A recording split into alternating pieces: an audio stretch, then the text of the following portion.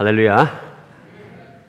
네, 오늘 상당히 의미 있는 날인 것 같습니다. 다른 것보다도 2012년도 1년이 반이 지나갔습니다. 딱. 그리고 이제 남아있는 second half, 남아있는 절반을 시작하는 첫 주입니다. 그래서 우리 한 해가 반이 지나갔기 때문에 오늘 한번 생각해 볼 수 있습니다. 하나의 허리에 중간에 딱 서서 내가 1월 달부터 시작해서 오늘날까지 6개월간은 어떻게 살았는가 한번 돌아볼 필요가 있는 것 같습니다. 여러분 반년간 어떻게 지내셨습니까? 좋습니다가 잘 안 나오는 모양인데요. 우리 연초가 되면 우리 마음속으로 여러 가지 희망을 품고 비전을 품고 선포하기도 하고 결심하기도 하고 합니다. 그러나 6개월이 지난 현재 시점에서 반년을 결산해 보면 내가 얼마나 변했는가. 많은 분들은 연초에 결심한 대로 아마 결행한 줄로 제가 믿습니다. 그러나 또 반대로 또 많은 분들은 연초에 작심을 했지만 참 달성한 것이 없구나 그런 생각하실 수 있습니다. 1년을 전 인생으로 봤을 땐 1년의 중반에 있는 지금이 인생의 중간에 서 있는 중허리와 똑같습니다. 우리 인생이 살아왔던 인생보다는 살아갈 인생이 더 남아있는 것 같지만 사실은 중간 이상으로 넘어 있는 거죠. 그렇게 됐을 때 이제는 정말 잘 살아야 되겠구나. 그리고 하루하루를 잘 살아야 전국에 가서 내 인생 끝에도 정말 잘 살았구나가 됩니다. 그런데 1년을 돌아보면 우리 일생은 어떻게 살 건지 금방 압니다. 지난 반년간 내가 잘 살지 못했으면, 하나님 앞에 바르게 살지 못했으면 내 인생도 그렇게 될 가능성이 높다 하는 것입니다. 오늘은 특별히 성령의 역사가 또 하나님의 말씀이 나는 왜 이렇게 연초에는 정말 뭐가 될 것 같은데 이렇게 안 될까? 그런 분들에게 은혜가 되는 그런 주일 되었으면 좋겠습니다. 연초에는 결심들 많이 하죠. 살다 보면 금년도에는 성내지 않고 살겠다. 술 끊겠다. 담배 끊겠다. 돈 쓰고 나서 내가 후회하는 인생 살지 않겠다. 그 다음에 내가 금년도에는 음란물 보지 않고 거룩하게 살겠다. 심지어는 내 바람 피는 거 그만 피겠다. 거짓말 안 하겠다. 운동해서 살 빼겠다. 한두 가지가 아니죠. 다 결의하는데 문제는 뭐냐 하면 한 달을 못 넘어가거나 석 달을 못 넘어가 끝난 데 문제가 있는 것이죠. 영적인 생활도 그렇습니다. 금년도에는 교회 전체가 같이 말씀을 선포하고 금년에 3가지나 한번 하자. 그래서 하나님 말씀을 샅샅이 뒤져서 다 읽자. 그래서 주보에도 그 말씀 읽는 순서를 내드리고 쭉 읽어왔는데요. 과연 제가 원더 하는 게 몇 분이나 따라 붙으셨는지 지금 그게 원더예요. 그 다음에 문화가 다른 곳이라도 나가가지고 땅끝까지 나가서라도 다른 문화 속에서 하나님의 뜻대로 다른 사람을 돕는 일을 좀 하자. 사명자 학교 나오시고 단기 선교 나가시고 이제 그런 분들, 또 지역 내에서 구제 다니신 분들, 또 전도 다니신 분들, 그 말씀대로 사는 줄 제가 믿습니다. 그러나 오히려 더 많은 사람들은 연초에 우리 선포했던 이 말씀대로 잘 안 살아지는 거예요. 그때는 오케이, 금년에 한번 해보자. 영적으로 성령 충만 한번 해보자. 예스, 아멘 하고 시작했는데 6개월 지나서 가만히 오늘 제가 갑자기 그걸 물어보면 그 마음속에서 답변이 있죠. 나는 그렇게 살았나 못 살았나. 제 생각에는 그게 못 사는 사람들이 많지 않은가 생각이 듭니다. 왜 우리는 내 생각은 그렇게 하고 싶은데 결과는 안 될까요? 오늘 중요한 건 우리가 인생을 이렇게 살면은 어떻게 되냐면요. 인생의 맨 마지막 날 가서도 똑같은 결과는 내가 인생을 조금 더 잘 살 걸 이게 나오는 거죠. 최근에 제가 먼저 목사님이 돌아가신 사모님하고 새벽 기도가 끝나고 잠깐 커피를 마시면서 그 사모님이 아주 의미 깊은 말씀을 한마디 하셔서 제 가슴이 꽉 찔린 적이 있어요. 그리고 참 은혜를 많이 받았어요.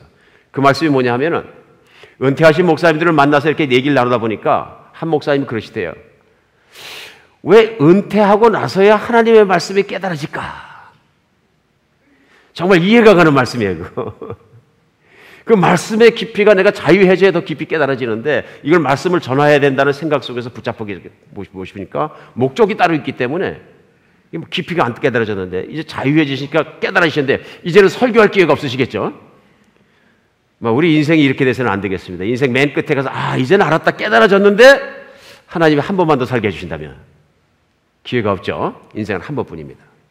이 땅에 사는 인생은 한 번뿐입니다. 우리가 영원한 삶에 들어갈 것이기 때문에 오늘은 정말 이게 금년의 절반에 들어와서 우리가 진실하고 신중한 마음 가운데서 나머지 세컨드 해프 하반기를 준비하는 그런 주일 됐으면 좋겠습니다. 우리 실패한 데서부터 시작됐으면 좋겠습니다. 뭐냐면요. 내 마음대로 안 되는 나를 발견한 거예요. 지난 반 동안. 그것만 해도 큰 소득일 수도 있습니다. 오늘 말씀의 제목이 그겁니다. 내 마음대로 안 되는 나. 생각하다 이제 별 제목이 다 나오는데요. 근데 오늘 하나님 말씀 가지고 이렇게 내 마음대로 안 되는 나가 내 마음대로 되는 나로 바뀌는 그런 주일 될 줄 믿습니다. 얼마나 좋겠어요. 내 마음대로 되는 나. 기가 막히게 기쁘죠. 오늘은 로마서 말씀 7장 19절에서 시작해서 25절 말씀이 본문입니다. 이제 봉독해 주셨는데요. 오늘 또 CD를 들으시고 인터넷 보시고 여러 격들을 통해서 또 아틀란타에서 다른 주에서 또 다른 나라에서 말씀 들으신 분들을 위해서 제가 말씀을 다시 한번 본문을 읽어드리겠습니다. 로마서 7장 19절은 이렇게 시작합니다. 내가 원하는 바 선은 행하지 아니하고 도리어 원하지 않은 바 악을 행하는도다. 만일 내가 원하지 아니하는 그것을 하면 이를 행하는 자는 내가 아니요 내 속에 거하는 죄니라. 그러므로 내가 한 법을 깨달았노니 그 선을 행하기 원하는 나에게 악이 함께 있는 것이로다. 내 속사람으로는 하나님의 법을 즐거워하되 내 지체 속에서 한 다른 법이 내 마음의 법과 싸워 내 지체 속에 있는 죄의 법으로 나를 사로잡는 것을 보는도다. 오호라 나는 공고한 사람이로다. 이 사망의 몸에서 누가 나를 건져내랴. 마지막 절입니다. 우리 주 예수 그리스도로 말미암아 하나님께 감사하리로다. 그런즉 내 자신이 마음으로는 하나님의 법을 육신으로는 죄의 법을 섬기노라. 아멘. 오늘 이 말씀을 쓴 사람은 사도 바울입니다. 사도 바울은 성경 가운데서도 수많은 서신을 작성하고 신약 성경에서 대다수를 점령하는 말씀을 정말 직접 썼을 만큼 영적인 거장입니다. 그의 영성, 그의 인생, 그의 사역 모든 것이 그가 하나님의 말씀을 잘 따라간 사람 중에 하나라는 것을 증명해 주는 사람 중에 한 명입니다. 그런데 오늘 사도 바울이 자기 자신의 내면의 모습을 있는 그대로 고백합니다. 그 고백이 뭐냐면 19절을 시작하자마자 뭐라 그러냐면요. 내가 원하는 바 선은 행하지 아니하고 도리어 원하지 아니하는 바 악은 행하는도다. 이것이 기회예요. 자기가 열심히 하나님을 섬기려고 그랬는데요. 하나님의 뜻에 따라 살고 말씀 따라 살려고 그랬는데 내가 원하는 게 있는 거예요. 거룩하게 살아야지. 죄 짓지 말아야지. 이제는 정말 결단하고 잘 살아야지. 그랬는데 실제로 자기가 보니까 악을 행하더라는 거예요. 그래서 내가 왜 악을 행하나 하고 자기의 내면 속을 들여다보니까 내 마음속에 착하게 살고 선을 행하고 하나님의 말씀대로 살고 있는 그러한 뜻이 있는데도 불구하고 내 마음속에 다른 힘이 있는데 그 힘이 나를 붙잡아서 결국은 악을 행하게 하더라 그런 얘기예요. 그러면서 쳐다보니까 내 안이 전쟁터예요. 좋은 편과 나쁜 편이 싸우는데 막 얼마나 치열하게 싸우는지 나 정말 숨막히게 싸워가지고 안에서 어쩔 수 없이 내 마음대로 내 자신을 할 수가 없더라. 내 마음대로 안 되는 거예요. 내가 마음 먹은 대로 안 되는 것만큼 세상에 답답한 일이 없습니다. 그렇죠? 세상에 얼마나 제일 답답한 게 이거죠. 내 마음 먹은 대로 안 되는 거예요. 내 뜻대로 안 되는 거예요.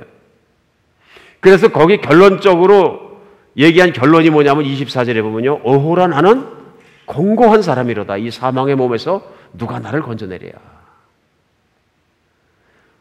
오늘 24절 오호라 나는 공고한 존재로다. 지난 반년간을 결산하면서 여러분 어떻습니까? 이게 혹시 자신의 고백 아닙니까? 오호라 참 나는 공고롭다. 어떤 분은 그러세요. 차라리 예수를 안 믿었으면 내가 이렇게 마음에 공고한 게 없는데 아직껏 죄 짓는 김에 화끈하게 짓고 그냥 한 인생 살아가는 거 그냥 내가 그냥 육신이 시킨 대로 마구 살다가 그냥 팍 죽어버리면 좋은데 영원히 살아있고 예수 믿고 이렇게 나오니까 정말 공고롭다. 신앙생활하는 게 왜 이렇게 짐스럽고 공고롭냐. 이런 분 오늘 들으셔야 됩니다. 오늘 말씀 잘 들으셔야 됩니다. 왜냐하면 오늘 말씀이 정말입니다. 여러분의 인생의 남은 반쪽을 정말로 내 마음대로 살게 해주실 수도 있고 아니면 내가 영원히 정말 그렇게 꽁꽁 묶여가지고 살 수도 있다는 얘기입니다. 결국 내가 내 마음대로 내 인생 내가 못 사는 이유는 뭐냐면 내 안에 어떤 묶임이 있는 거예요. 뭐가 날 묶고 있는 거예요. 그렇지 않으면 왜 내가 내 마음대로 못 삽니까? 그렇죠? 내가 거룩하게 살고 싶으면 거룩하게 사라져야죠. 왜 안 사라지는 거예요? 그것이 문제다 그런 얘기예요. 제가 아는 어떤 분이 교회에서 신앙생활을 진짜 잘하시는 분이에요. 그래서 어느 장로교회에서 장로를 하시는 분인데 한번 저한테 솔직하게 상담을 하시는 거예요. 참 그분도 참 솔직한 분이에요 보면은. 그러면서 말씀하시는데 제가요 교회 장로이고 또 자기가 무역회사를 하십니다. 그래서 한국에서 미국에서 한국으로 물건을 파는 그런 일을 하시는데 미국에서 교회를 다니고 교회 섬길 때는 진짜 잘하는 것 같습니다. 제가 그 교회도 열심히 섬기고 그 다음에 제 회사에서도 저희 직원들이 오면 제가 정말로 점심밥도 사주고 성경 공부도 같이 하고 진심으로 직원이라고 생각하지 않고 형제자매라고 생각하고 열심히 섬기고 또 교회에서 존경도 받고 참 잘하는 것 같습니다. 그런데 제가 1년에 몇 번씩 한국을 가야 되는 것이 한국에 있는 사람들이 고객이기 때문에 대기업이나 정부가 고객인데 그래서 미국에 있는 물건을 팔아야 되는데 그래 또 먹고 사는 것이고요. 한국 가면 한국 사람들이 고객이기 때문에 꼭 그분들을 접대하게 됩니다. 그래 1년에 몇 번씩 한국 가면 그분들과 함께 저녁을 먹게 되고 저녁도 막 요정해서 먹게 되고 그 다음에 꼭 끝나지 않고 2차, 3차를 그분들과 함께 꼭 가야 됩니다. 왜냐하면 제가 대접을 해야 되는 쪽이기 때문에. 그러다가 술을 안 먹으려고 그랬는데 안 먹을 수가 없으니까 한 잔, 두 잔 먹고 박다 뭐 그분들 드세요 하다 보면 나중에 결국 끝나는 자리가 뭐냐면 그분들과 똑같은 짓을 하고 또 그분들도 타락하게 만들고 밤새도록 술을 먹고 정말로 세상에서 혀를 찰 만한 그런 일을 자신이 하고 있는 것을 볼 수 있다. 매번 비행기를 타고 나갈 때는 요번만은 안 그래야지 요번만은 안 그랬는데 한 번도 제가 경건하게 비즈니스를 끝내고 하나님께 기도하고 하나님이 인도하시는 방법을 비즈니스하고 들어온 적이 한 번도 없습니다. 그렇기 때문에 제 마음에 갈등이 계속되고 죄책감이 계속되고 내가 신앙이 맞는가 하는 이 양심의 눌림이 저를 힘들게 합니다. 못 이기는 거예요. 못 이기는 거예요. 우리 안에 있는 어떤 연약함이 우리를 꽉 붙잡고 있는 거예요. 이분만 해도 솔직하니까 자신이 살기 위해서 오호라 나는 곤고한 존재입니다. 고백하는 거죠. 우리 중에 얼마나 많은 사람들이 오호라 나는 곤고한 존재라 고백합니까? 내가 교회에서는 뭐가 좀 되는 것 같은데 집에만 가면 그 영역이 빠져버리는 거예요. 이제 아내가 속 한 번 썩여도 남편이 말 한 번 잘못해도 자식이 말 한 번 잘못하면 다 터져버리는 거예요. 직장에 가서도 마찬가지고 사업장에서 마찬가지고 살아가는 우리의 모습이 있을 수 있다 하는 얘기입니다. 이것은 그런데 오늘날 나에게만 우리에게만 지금 현재 일어나는 문제가 아니고요. 예수님이 계실 때 제자들에게도 일어났던 문제입니다. 예수님이 계실 때 마지막 때 정말로 이제는 그 밤에 예수님께서 잡히시는 밤에 엄청나게 열심히 기도하십니다.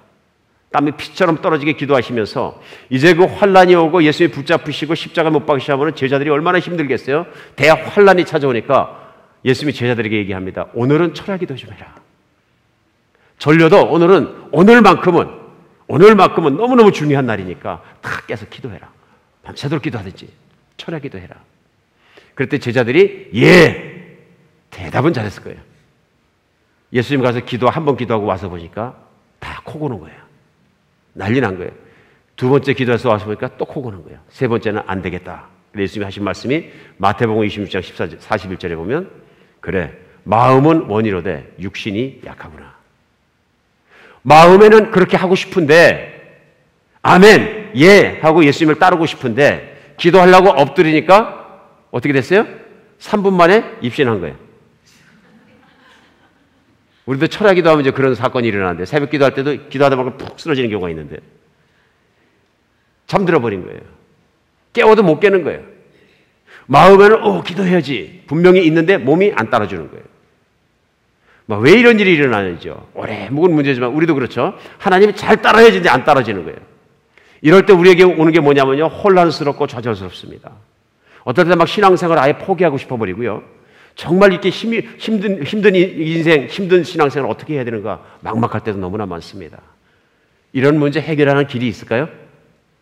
있습니다. 있습니다. 나는 달라질 수 있습니다. 오늘 본문이 그 길을 우리에게 인도할 것입니다. 왜냐하면 사도 바울이 24절에 보면 오호라 나는 곤고한 존재라 이 사망의 늪에서 누가 나를 건져내려 하고 있어요. 바로 다음 절에 맨 마지막 절 25절에 답변을 선포합니다. 근데 너무 짧아서 이게 답변인지 모르는 것 뿐이죠. 그래서 25절에 보면요. 오늘 요절인데요. 어떻게 답변을 주느냐면요. 우리 주 예수 그리스도로 말미암아 하나님께 감사하리로다. 죽겠다. 그러다가 그 다음 절에서 갑자기 감사하리로다. 그러니까 우리가 이게 무슨 뜻이야? 이 사람 뭔 짓 하는 거야? 그렇게 생각할 수 있습니다. 그러면서 그런즉 내 마음으로는 하나님의 법을 육신은 죄의 법을 섬기노라 선포합니다. 근데 중요한 것은 분명히 하나님께 감사하고 있다는 얘기죠. 이 얘기는 뭐냐면 빠져나갈 길을 빠져나갔다 하는 얘기예요. 근데 이 사람이 그 문제를 해결하고 구원을 받은 이유가 뭐냐면 25절 첫 절에 있어요. 우리는 우리 주 예수 그리스도로 말미암아 여기 있어요. 나는 못 빠져나오지만 예수 그리스도로 말미암아 길이 있다는 얘기예요. 그렇죠? 그럼 우리가 이 길을 찾아내야 되는데 예수 그리스도로 말미암아 무슨 일이 있었느냐 그런 얘기죠. 과연 예수 그리스도로 말미암아 나도 오늘 그런 자유함을 받을 수 있느냐 하는 얘기입니다. 내가 내 마음대로 안 되는 내 마음대로 안 되는 인생 때문에 끙끙 앓고 있는데 꽁꽁 묶여있는데 그걸 탁 끊어줄 수 있는 길이 있느냐? 있습니다. 그러면 예수 그리스도께 우리에게 무엇을 어떻게 하셔서 우리가 그렇게 따라서 살 수 있는 능력을 주시느냐 하는 것입니다. 예수님께서 요한복음 8장 31절로 32절에 보면 이렇게 말씀하십니다. 그러므로 예수께서 자기를 믿는 유대인들에게 이르시되 너희가 내 말에 거하면 참으로 내 제자가 되고 진리를 알지니 진리가 너희를 자유케 하리라. 오늘 내가 무엇인가 꽁꽁 묶여있는 건데 무슨 내면이 묶여있는 거죠. 이제 그것을 풀리려고 그러면 이 말씀부터 시작을 해야 됩니다. 이게 뭐라 그러시냐면요, 믿는 유대인들에게 너희가 내 말에 거하면 참 내 제자가 되고 제자가 되면 진리를 하는데 그 진리가 너를 풀어줄 것이다. 뭐가 풀어준다고요? 진리가요. 진리가. 그러면 어떻게 하면 진리가 나를 풀어주게 되냐면 예수님 말에 거해야 되는데 거한다는 게 뭘까요? 또 이걸 알아야죠. 거한다. 그래서 제가 성경에 쓰는 본문 히라보 원어를 찾으니까 메노라는 단어예요. 이게 메노. 근데 그 원어를 뜻을 찾아보면 무슨 뜻이냐면요, 뭐 머물다, 살다, 계속하다 이런 뜻이에요. 그러니까 어찌 종합해 보면 계속해서 그 안에 살다 하는 뜻이에요. 계속해서 그 안에 살다. 그러니까 예수님을 따르고 예수님의 말 속에 계속해서 산다 그런 뜻이에요. 그런데 이 말씀이 또 다른 곳에 어디 쓰여내고 찾아보니까요, 예수님이 정말로 십자가에 못 박히기 전에 요한복음 15장이면 예수님의 제자들에게 복 받는 길, 성공하는 길, 승리하는 길, 열매 맺는 길, 하나님의 영광을 정말로 일어나는 길, 그런 인생을 사는 비결을 정해주신 장이 있습니다. 요한복음 15장입니다. 열매 맺는 삶의 길이에요. 그 열매 맺는 삶의 길 15장 1절에 시작하면서요, 나는 포도나무에 너희는 가지라 내 아버지는 농군이라 말씀하십니다. 그러면서 그 15장 4절에 보면요, 내 안에 거하라 나도 너희 안에 거하리라. 가지가 포도나무에 붙어있지 않으면 스스로 열매를 맺을 수 없음 같이 너희도 내 안에 있지 않으면 그리하리라. 너희가 내 안에 거하라. 너희가 내 안에 붙어있으라면 반복돼서 나옵니다. 15장은 전체가요. 반복 나오면서 내 안에 거하면 너희가 열매를 많이 맺을 것이요 너희가 열매를 맺으면 내 아버지께서 영광을 받으실 것이라. 이게 뭐냐면 열매 맺는 삶의 핵심이에요. 그럼 거기에 키워드가 뭐냐면 내 안에 거하라. 똑같은 거한데요, 오늘 8장 31절 32절에 쓰셨던 그 말씀 내 말에 거하라 하는 그 거하는 것과 똑같은 단어 메노입니다. 중요한 건 뭐냐면요, 예수 안에 거하면 예수님의 말씀대로 살아가고 말씀대로 따르면 우리에게 그렇게 자유케 되는 역사가 있다 하는 얘기예요. 있다 하는 얘기입니다. 오늘은 이 말씀이 깨달아지고 받아들여지고 실제로 능력이 돼서 나의 삶과 묶임을 풀어주는 그런 아침 될 줄 믿습니다. 우리가 내가 하고 싶지 않은 행동을 하면은 그 행동을 왜 하게 되는 겁니까? 내 생각과 다른 행동을 하는 거죠. 그런데 사실은 생각과 같은 행동을 하는 겁니다. 사람은 생각과 다른 행동을 하지 않습니다. 내가 어떤 행동을 할 때 왜 하느냐면요, 내 느낌이 그렇게 하고 싶으니까 하는 겁니다. 그렇죠? 예를 들면 금년도에 내 목표가 집에 가서 화 안 내기예요. 그럼 집에 가서 화를 안 내야 되는데 한 1개월 화를 참는데 2개월, 3개월 가니까 화가 계속 터져. 나중에 참다 안 되니까 아주 본질적으로 터져버려갖고 당신하고 나하고 그만 사는 것만이 해법이다 이렇게 나오는 거예요. 그렇죠? 관리가 된 거예요, 안 된 거예요? 안 된 거예요. 그럼 내 생각은 난 화를 내지 않아야지 한 것이 아니고요, 내 생각이 화를 내야지를 끌고 가는 바탕에는 생각이 있는 거예요. 내 느낌이 화가 나는 게 있으니까 느낌이 화를 터뜨린 거죠. 근데 중요한 건 뭐예요? 생각이 그런 느낌을 갖게 한 거예요. 생각이요. 보통 사람들은 그래서 우리가 행동을 바꾸려고 할 때 어떻게 바꾸려고 그러냐면요, 화를 안 내야지, 그러면 화내는 나의 모습, 화를 안 내야지 그 화 자체를 안 내려고 노력합니다. 무슨 얘기예요? 행동을 바꾸려고 노력합니다. 근데 이게 무엇로 바꾸는 거예요 지금? 의지력으로, willpower로. 내가 내 의지력으로 행동을 바꿔봐야지, 그리고 막 노력을 하는데 문제는 뭐냐면 willpower가 지는 날에 퍽 거꾸로져 버리는 거예요. 그렇죠? 그러니까 뭐를 생각해야 되냐면요, 이것은 의지력으로 되는 일이 아니고요, 그 의지력 이전에 있는 게 바뀌어야 되는데 그게 뭐냐면 생각이에요. 사람은요, 생각한 대로 느끼고요, 느낀 대로 행동합니다. 그러면 사람의 생각이 바뀌지 않으면 느낌도 바뀌지 않고 느낌도 바뀌지 않으면요, 행동은 계속하는 겁니다. 그러니까 본질적인 문제는 그대로 놔둔 상태에서 행동만 바꾸려고 그러니까 내 의지력으로까지 할 수 있는 데까지 하고 그 다음에 터져버리는 거예요. 내 생각은 달라지지 않은 거예요. 오늘 우리에게 중요한 건 뭐냐면요, 우리가 생각하는 걸 먼저 바꿔야 합니다. 그런데 그 생각을 바꿀 능력이 우리 안에 없습니다. 오늘이 생각이 바뀌어서 그 본질이 달라지면서 행동이 확 바뀌어버리는, 승리해버리는 그런 날 될 줄 믿습니다.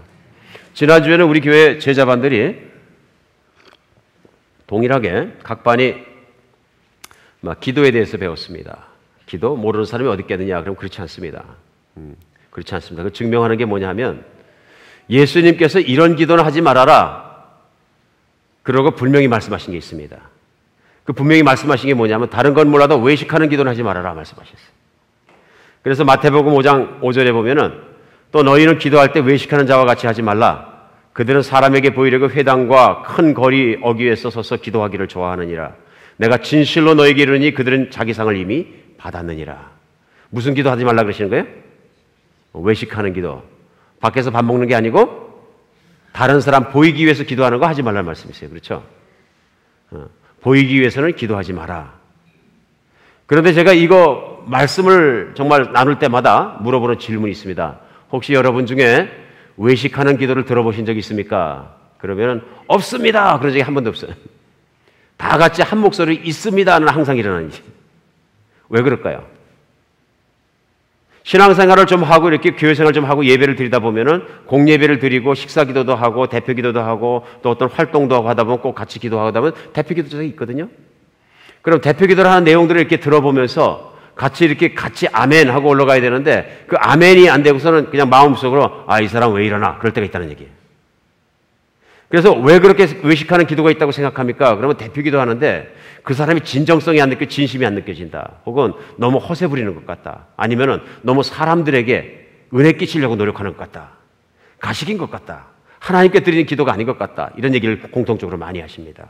실제로 저도 그 기도를 이렇게 듣다 보면은 어쩔 때는 참 대표 기도는 자기 자신이 되면 되는 거죠. 솔직하게 하나님께 자연스럽게 기도하면 되는 건데 그냥 갑자기 대표 기도 하러 올라가시면 모든 게 달라지는 분이 가끔 없잖아 계시더라고요. 그러면 목소리도 달라지고 거룩하게 해야 되니까 거룩하신 하나님 오늘도 살아계시군. 지금 하나님 감동 주려고 그러는 거지 사람 감동 주려고 하는지 잘 모른다 그런 얘기예요. 뭐 홀리한 보이스가 따로 있느냐 그런 얘기예요. 사람이 홀리하면 그 보이스도 홀리한 거지. 뭐 홀리한 느낌으로 거룩한 느낌으로 목소리를 만든다 그래 거룩해지는 건 아니다 그런 얘기죠. 근데 그런 제스처들이 그런 모습들이 왜 나오냐 하면요. 이유가 있어서 나옵니다. 외식은 분명하거든요. 사람들한테 잘 보이고 싶은 거예요. 그죠?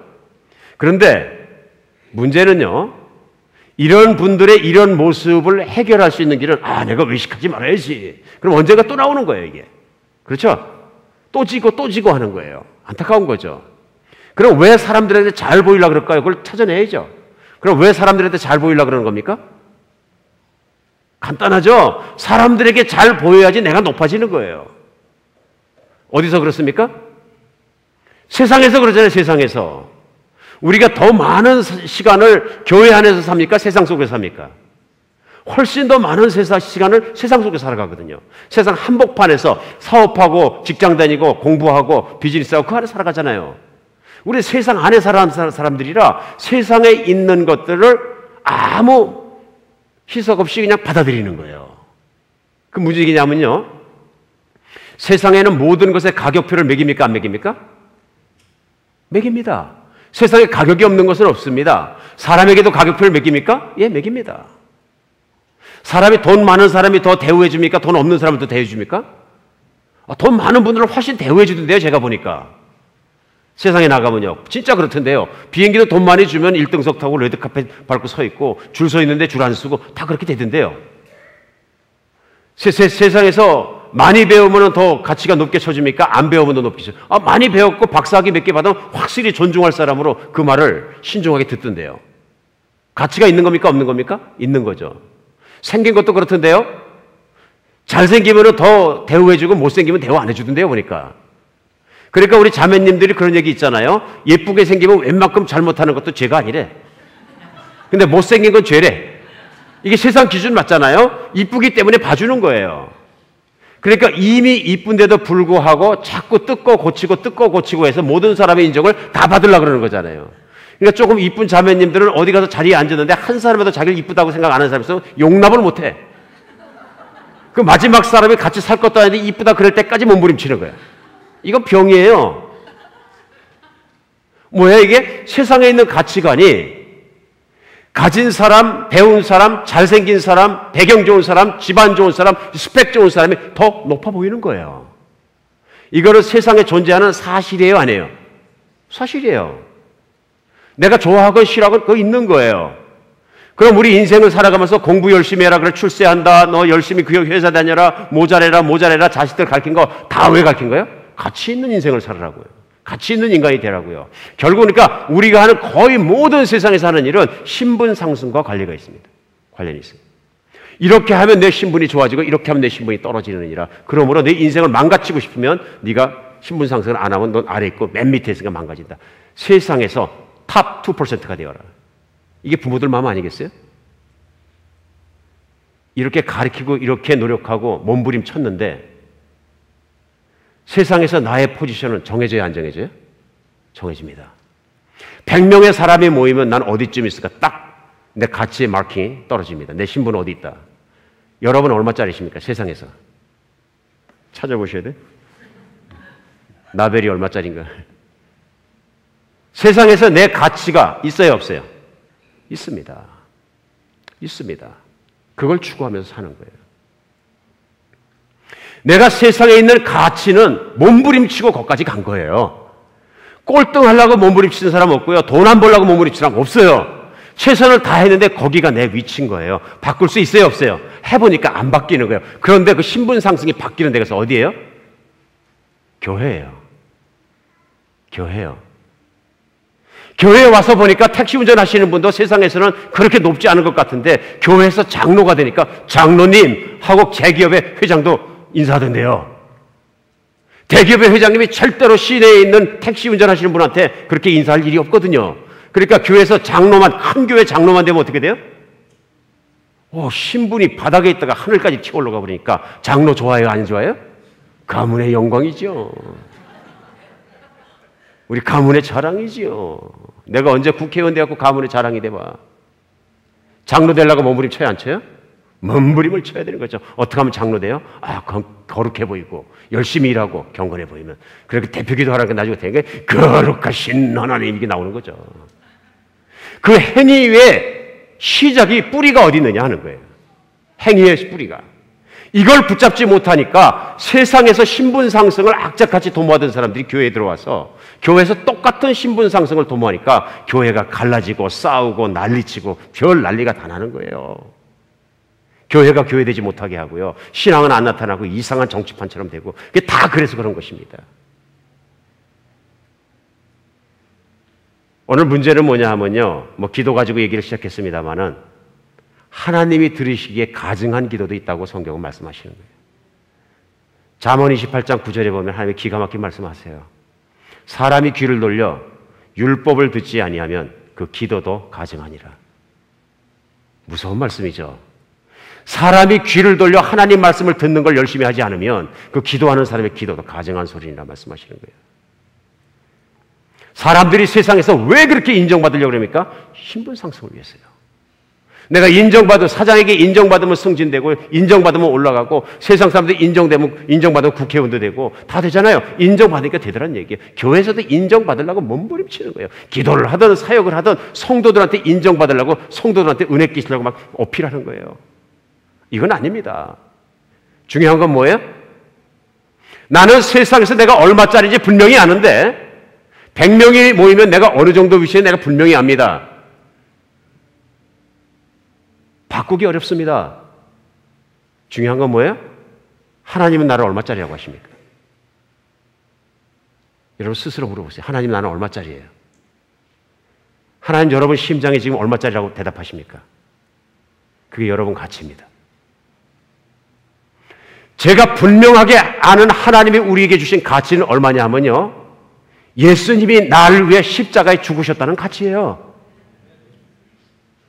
세상을 만드시고 그 모든 걸 가지고 계시고 지금 이 순간에 세상을 운행하시는 하나님이 이 땅에 오셔서 나를 살리기 위해서 나와 그분의 생명과 맞바꾸셨다는 가치예요. 내가 너를 불렀고 너의 가치를 인정한다 하시는 하나님의 가치가 나한테 부어진 게 뭐냐면 십자가의 현장이거든요. 그게 예수 그리스도의 피 흘려 죽으신 십자가고, 그래서 십자가가 중요한 거죠. 내가 정말로 예수 그리스도를 내가 주님으로 받아들이고 나의 생명으로 받아들이고 내 대신 죽인 나의 구원자로 받아들인다는 얘기는 뭐냐면요, 나의 가치가 신분 상승이 조금만 일어난 게 아니라 그 순간에 세상은 감당할 수 없을 만큼 하나님의 보좌 위에까지 올라가 버린 거예요.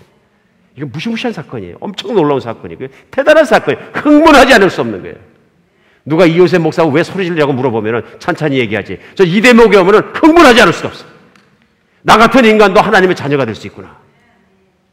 이건 내가 세상에서 무슨 직업을 가지고 있느냐가 문제가 아니고요. 전혀 문제가 되지가 않는 거예요. 왜냐하면 내가 죄인 됐을 때, 내가 뭘 잘해서 부르신 게 아니고 내가 아무것도 없을 때, 세상에서 제일 못났을 때 나를 부르셨거든요. 믿으십니까? 오늘 예수 안 믿는 분 예수님을 주님으로 받아들이는 이유를 분명히 깨닫고 받아들이시기 바랍니다. 이것은 세상에서 실패한 사람들이 마음의 위로를 받으려고 만들어 놓은 이야기가 아닙니다. 역사 속에 진짜로 하나님이 오셔서 세상 속에서 실험하고 고통받고 마음대로 살지 못하는 인생들을 보면서 불쌍히 여기셔서 그들의 죄의 대가로 세상에 죽을 수밖에 없는 생명을 대신 죽어주시고 영원히 살 수 있는 길, 가치 있는 길을 열어주신 거예요. 오늘 이거 봤을 때 분명히 당신은 얼마짜리입니까? 물어보면 나는 창조자 하나님이 목숨 바치고 바꾼 돈으로 매길 수 없는 사람입니다. 확고한 그 믿음이 있는 사람들은 그 가치대로 삽니까? 안 삽니까? 삽니다. 세상이 나라고 얼마라고 부르던, 세상이 나에게 뭐라고 얘기하던, 사람들이 나에게 뭐라고 하던 전혀 관계없다. 나 관계없도다. 나 관계없도다. 그래서 요한복음 8장 36절에는 예수님이 계속 이어서 내가 너희를 자유케 하리라 말씀하시면서 뭐라고 하시냐면, 그러므로 아들이 너희를 자유롭게 하면 너희가 참으로 자유하리라. 아들이 예수 그리스도께서 십자가에 못 박혀 죽으시고 죄로부터 자유롭게 하고 너희들의 모든 것을 없어지게 하고 내가 생명의 결과로 너희를 받아들였을 때 너희가 세상에 있는 가치를 구하는 것으로부터, 신분 상승한 노력으로부터, 모든 죄악으로부터 내가 자유케 너를 풀어주겠다. 오늘 로마서 7장을 썼던 사도 바울이 그가 만난 예수 그리스도를 만난 결과 자기 자신의 변화된 모습을 보면서 갈라디아서 6장 14절을 한 절에서 막 그냥 한 절로 못 박듯이 딱 선포하는 말씀이 있습니다. 그게 뭐냐면요, 바로 이 말씀이에요. 우리 앞에 자막 떴습니까? 예, 우리 다 같이 한번 읽겠습니다. 시작. 그러나 내게는 우리 주 예수 그리스도의 십자가 외에 결코 자랑할 것이 없으며 그리스도로 말미암아 세상이 나에 대하여 십자가에 못 박히고 내가 또한 세상에 대하여 그러하니라. 아멘. 이 말씀의 고백이 그냥 고백이 아니고요. 보세요. 그러므로 내게는 우리 주 예수 그리스도로 말미암아, 똑같은 뜻이죠. 주 예수 그리스도의 십자가 외에는 결코 자랑할 것이 없다. 무슨 얘기예요? 그것만 가져도 자랑거리가 충분하다, 그런 얘기예요. 내가 예수님을 믿고 같이 십자가에 못 박히고 그 진리를 깨닫고 왜 십자가에 돌아가시다 알고 나고 믿고 나고 받아들이고 나니까 과거에 내가 신분 상승을 위해서 하나님을 섬기고 신분 상승을 위해서 가말리엘 문화에서 공부를 열심히 하고 열심히 돈 벌고 사람들에게 열심히 이름 올리려고 그랬던 다 쓸데없는 짓이더라. 그러므로 결론은 뭐냐면 예수님을 알고 나고 그리스도의 십자가를 알고 나니까 세상이 나에 대해 십자가에 못 박히고 내가 또한 세상에 대해서 그렇다. 무슨 얘기예요? 세상이 뭐라 그래도 난 꿈쩍도 안 한다, 그런 얘기. 나는 세상에 얼마짜리라 그래도 그건 나하고 관계없다, 그런 얘기예요. 세상을 나를 인정하든 인정하지 않든 그것도 관계없다, 그런 얘기예요. 그 얘기는 뭐냐면 빌립보서 3장 3절로 6절에 보면요, 사도 바울이 나도 한때는 세상의 영광을 구하며 살았다. 나도 한때는 세상에서 신분 상승을 위해서 몸부림치며 살았다, 그래요. 예수를 만나고 나서 보니까 예수께서 이미 나에게 신분 상승에 필요한 모든 것을 맥시멈까지 올라가다가 다 주셨다는 걸 알았다는 얘기예요. 그러므로 내가 자랑할 것은 뭐냐면요, 나를 대신해서 나를 위해서 죽으신 나의 생명의 가치, 예수님의 생명의 가치만이 내가 알 수 있는 십자가의 그 사건만이 내게는 중요하다는 얘기예요. 그것만으로도 내가 사람으로 인생에 태어나서 얼마든지 만족할 수 있고 신분 상승하지 않아도 나는 탑 위치에 올라가 있다는 고백입니다. 이게 내 것이 되지 않으면 행동 아무리 바뀌려고 그래봤자 안 바뀝니다. 안 바뀝니다. 그래서 오늘 본문 로마서 7장 마지막에는 사도 바울이 25절에 우리 주 예수 그리스도로 말미암아 하나님께 감사하려다 이렇게 선포하는 거예요. 예수 안에서 무슨 사건이 일어나는지 내 그것으로 말미암아 감사한다는 얘기는요, 오호라 나는 공고한 존재라 이 사망의 정말로 늪에서 누가 나를 건져내랴 하다가도 예수님의 십자가를 쳐다보니까 하나님께 감사하리로다. 내가 내 속을 들여다보고 끙끙 싸울 것이 아니고 그렇지 예수님이 나를 다 구해주셨는데 고백이 나오는 거죠. 이 고백이 뭡니까? 행위를 바뀌려고 그러면 내 능력으로 바뀌지 않지만 생각을 바뀌면 바꾸는데 생각이 어떻게 하면 바뀌느냐 하면요. 믿음이 바뀌면 바뀝니다. 생각은요. 믿는 대로 생각합니다. 마음 바닥에 무엇이 있냐면요. 믿음이 있습니다. 내가 세상에 있는 가치 기준을 부모로부터 세상으로부터 학교로부터 사회로부터 받으면 내 생각의 바탕은 뭐냐면요. 세상에 있는 기준이에요. 세상의 진리라고 생각하는 것들을 내가 진리가 아닌 것들을 받아들이고 나면 그 세상에 있는 생각대로 바탕대로 믿음대로 생각하는 거예요. 그런데 예수님 믿고 나서 보니까 누가 진리예요? 예수님이 진리란 말이에요. 그러니까 예수님이 진리니까 예수님의 진리, 예수님의 말씀, 예수님의 바탕 위에 생각이 생기니까 바른 생각이 생기니까 바른 느낌이 들어오고 바른 행동은 자동으로 딸려오는 열매예요. 몸 밖에 있는 껍데기 열매를 바꾸려고 그러니까 밑에 있는 썩어 있는 건 세상 거는 그대로 있으니까 변하지 않고 있으니까 예수를 믿는다고 입으로는 고백하는데 바닥이 안 바뀌어서 어떻게 되느냐 하면요. 계속 반복되는 죄를 짓고 반복되는 잘못을 하고 그러는 거예요. 우리는 계속 잘못된 비진리 안 내면의 인간이 꽁꽁 묶여 있는 거예요. 오늘 우리에게 중요한 것은요. 믿음이 생기면 말씀이라는 그 바탕 위에 생각이 일어나기 시작하고요. 생각이 바뀌면 느낌이 달라지고 느낌이 달라지면 행동이 바뀐다는 걸 믿으시기 바랍니다. 그럼 우리에게 가장 중요한 건 뭡니까? 마음 바닥에 있는 믿음을 점검하셔야 돼요. 내가 행동으로 내 마음대로 안 되는 내 마음대로 안 되는 이유는 내 믿음이 세상적인 것으로 채워져 비진리가 있기 때문에 안 되는 거예요. 거룩하게 살아야지 그 거룩하게 살 능력이 나한테 없는 거예요. 예수님 믿고 예수님의 말씀이 내 안을 꽉 채워지면 그 말씀대로 생각하고 말씀대로 느끼고 말씀대로 행동하기 시작한다는 얘기입니다. 이게 승리하는 삶입니다. 사랑하는 여러분, 정말로 우리 모든 것이 오늘은 묶임이 끊어져 나가버리는 진리의 말씀으로 말미암아 나를 자유케 하시는 역사가 있었으면 좋겠습니다. 예수님 말씀은 진리입니다. 미국에 헤럴드 휴즈라는 분이 20대 초반에 결혼했습니다. 근데 20년간을 살면서 알코올 중독자로 살았어요. 그냥 중독자가 아니라 매일 술을 많이 먹고 정말로 비틀비틀할 정도로 먹지 않으면 견디지 못해요. 그렇게 살다 보니까 아내를 또 말도 못하게 구박을 하고 아이들을 말도 못하게 구박하는 사람이었어요. 직장에서 쫓겨나고 삶이 엉망진창이에요. 완전히 알코올 중독자 바닥까지 내려갑니다. 인생이 바닥까지 내려가고 가정도 피폐하고 모든 게 깨지니까 인생이 정말로 자신이 없어지니까 맨 끝에 뭐예요? 자살하려고 결심합니다. 그래서 목욕탕에 총을 갖고 들어가서 권총을 가지고 자기 입에 넣습니다. 총구를 입에 넣고 손가락을 당기기 시작합니다. 갈등이 많았겠죠. 어떻게 당겨야 되나 살살 당기는데 오늘 이 순간에 내 인생을 끝장낸다고 생각하니까 온 인생의 생각들이 다 지나갑니다. 다 살아왔던 것들이 다 지나가고요. 정말 그러던데요. 제가 어릴 때 물에 빠져보니까 다 순식간에 지나갑니다. 그 지나가는 장면 중에 하나 붙잡힌 게 뭐냐면 자기 어머니가 자기를 키울 때 늘 집에서 불렀던 찬양이에요. 예수 사랑하시면 거룩하신 마들세 우리들은 약하나 예수 권세 많도다. 갑자기 이 찬양이 이 말씀이 자기 가슴을 찔르는 거예요. 우리들은 약하나 예수 권세 많도다. 내가 뭔가 약한 사람이구나. 내가 약하니까 세상에서 술에 의지하려고 그러고 그것도 안 되니까 스스로 목숨을 끌려고 그러는데 목숨 끊는 것도 쉽지가 않구나. 절박하게 느끼고 총을 내려놓고 올라와서 목욕탕 바닥에 무릎 꿇고 앉습니다. 예수님 살아계십니까?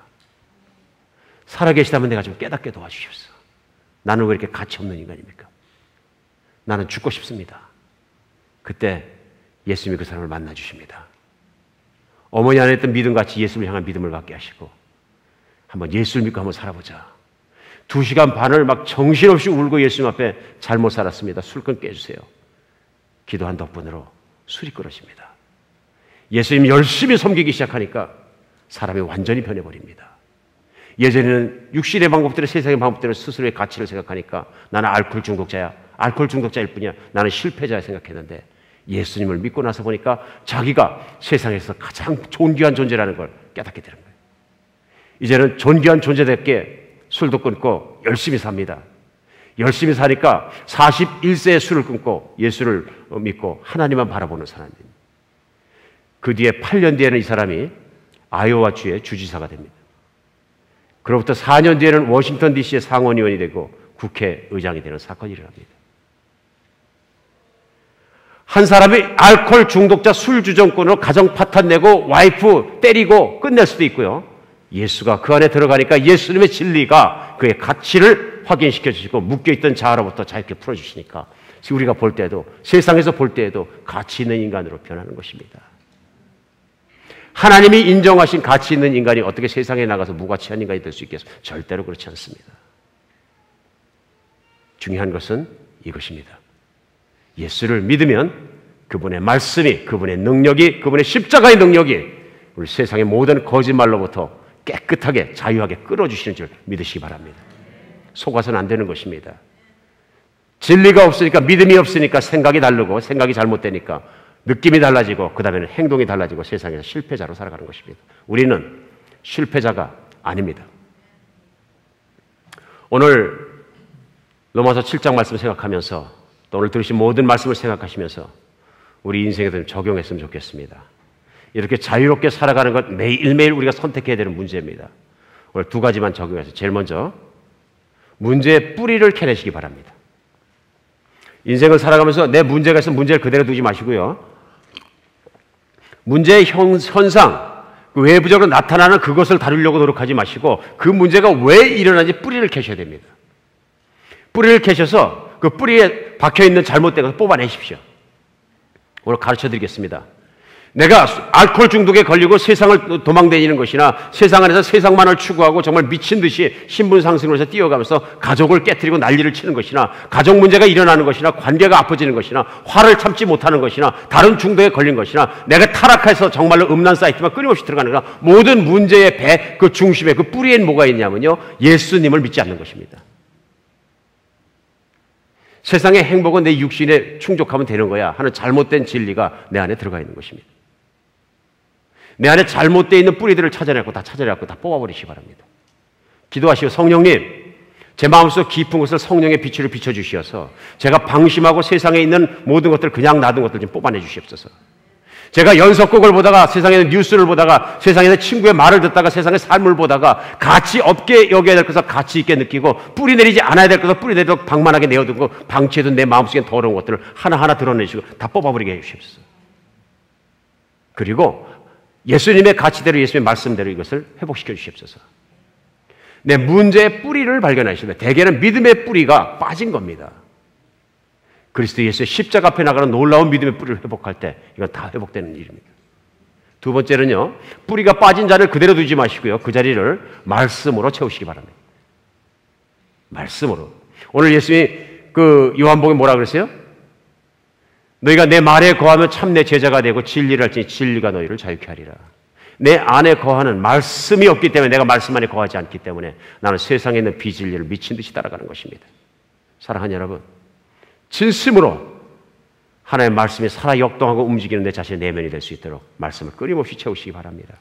그렇게 하기 위해서 금년 연초에 말씀드렸던 것 다시 말씀드립니다. 말씀을 붙잡고 읽으시기 바랍니다. 묵상하시기 바랍니다. 그리고 말씀을 설교를 들으시기 바랍니다. 설교를 주일날 한 번 듣고 지나가라고 절대로 말씀 선포하는 것 아닙니다.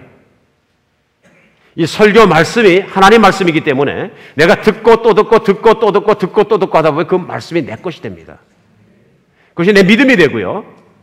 왜냐하면 성경도 로마서 10장 17절에 분명히 말씀하시는 거예요. 그러므로 믿음은 들음으로 나며 들음은 그리스도의 말씀으로 말미암느니라. 설교를 한 번 듣는 분과 두 번 듣는 분과 5번 듣는 분과 완전히 믿음과 그 얼굴과 삶이 다릅니다. 저 개런티합니다. 저에게서 신앙생활 하시는 분들은 어떤 분들은 막 5번까지 들으시고 더 듣는 분도 계시죠. 일주일 내내 듣는 분들이 하루도 안 빼놓고. 얼굴빛이 달라요. 얼굴빛이 달라요. 저보다 훨씬 나요.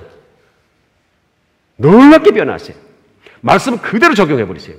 마음밭이 좋아지는 거예요. 그러면 자유해지는 거죠. 말씀이 우리를 자유케 하는 것이 내 의지력이 내 행동을 바꾸는 게 아니다는 얘기예요. 말씀이 내 마음을 다스릴 수 있도록, 진리가 내 마음을 다스릴 수 있도록 말씀을 사모하시기 바랍니다. 악착같이 붙어 있으셔야 돼요. 다른 건 몰라도 이 하나님의 말씀이 정말로 나를 깨끗하게 해서 오늘 사도 바울도 허라 나는 곤고한 존재로다 얘기했다가도 그러나 주 예수 그리스도로 말미암아 하나님께 감사하리로다 고백하는 것처럼 예수님 붙잡고 진실된 진리를 붙잡고 나는 존귀한 자다 일어날 수 있는 그런 여러분과 제가 되었으면 좋겠습니다. 기도하겠습니다.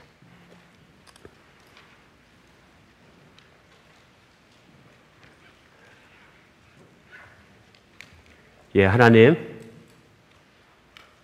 예수님과 예수님의 말씀만이 진리입니다. 온 세상에 있는 가치도, 온 세상에 있는 돈도, 온 세상에 있는 내가 정말 인정받는 것도 세월에 따라 오르락 내리락 모든 것이 변합니다.